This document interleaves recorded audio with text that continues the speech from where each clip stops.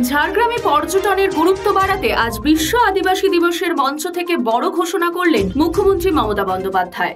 ঝাড়গ্রাম চিড়িয়াখানার উল্টো দিকে 64 একর জমিতে প্রায় 10 কোটি টাকা ব্যয় করে তৈরি করা হবে টাইগার সাফারি পার্ক। ঝাড়গ্রামে এই টাইগার সাফারি পার্ক হতে চলেছে শিলিগুড়ির বেঙ্গল সাফারি পার্কের আদলে। একদিকে বহু মানুষ যেমন ঝাড়গ্রামে পর্যটনে আসবেন, অন্যদিকে এই পর্যটনকে কেন্দ্র করে ঘুরে দাঁড়াবে ঝাড়গ্রামের গ্রামীণ অর্থনীতি। সব মিলিয়ে পুজোর আগেই মুখ্যমন্ত্রীর বড় ঘোষণায় খুশির হাওয়া বইছে জঙ্গলমহলে। আজ মুখ্যমন্ত্রী ঠিক কি বলেছেন শোনাবো আপনাদের। আপনারা জানেন, ঝাড়গ্রাম আগে মানুষ আসতেন স্বাস্থ্য উদ্ধারের জন্য। ঝাড়গ্রাম জেলা, বাঁকুড়া জেলা, পুরুলিয়া জেলা, জঙ্গলমহল টোটালটাই বীরভূমেরও কিছুটা পার্ট। এখানে ট্যুরিজম থেকে শুরু করে, ধর্মীয় সার্কিট থেকে শুরু করে, পাহাড়, নদী, জঙ্গল, রূপসী বাংলার রূপ দেখা যায়। আপনাদের এখানে একটা ছোট্ট চিড়িয়াখানা আছে, তাই তো?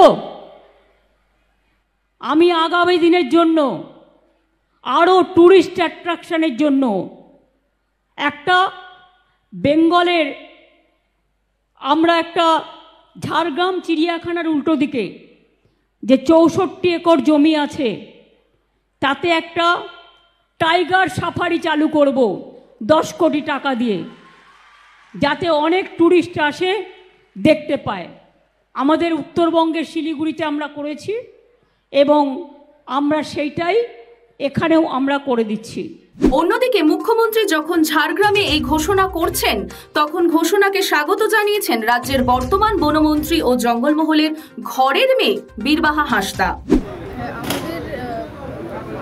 আমরা বন দপ্তরের তরফ থেকে চেয়েছিলাম যে জু যেভাবে আমরা মমতা বন্দ্যোপাধ্যায়ের আশীর্বাদে এবং ওনার উদ্যোগে জুটাকে বড় করে সাজাচ্ছি, কারণ এই এলাকায় প্রত্যেকটা মানুষের সুবিধার্থে এত পর্যটন আসে, তাদের দেখার মতো জায়গা যদি আমরা না দিতে পারি তাহলে আমার মনে হয় না পাবলিক আসবে।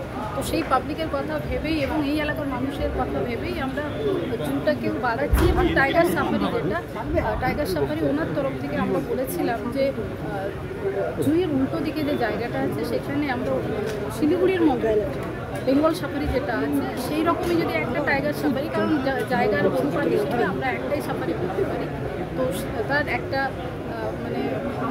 আমার তরফ থেকেও ডিমান্ড ছিল ঝাড়গ্রামের মানুষের জন্য। তো আমি খুব খুশি আজকে মমতা বন্দ্যোপাধ্যায় আমাদের মাননীয় মুখ্যমন্ত্রী ঘোষণা করলেন, এবং আমি চাই খুব তাড়াতাড়ি টাইগার সাফারিটা শেষ হোক এবং কলকাতার থেকে মানুষজন আরও বেশি সংখ্যায় এখানে আসুক এবং এই এলাকার মানুষের উপার্জন আরও বৃদ্ধি হয়। সব মিলিয়ে বিশ্ব আদিবাসী দিবসে ঝাড়গ্রামের ঝুলিতে বাড়তি পাওনা টাইগার সাফারি পার্ক। খুশির হাওয়া জঙ্গলমহলে, খুশির হাওয়া পর্যটকদের মধ্যে।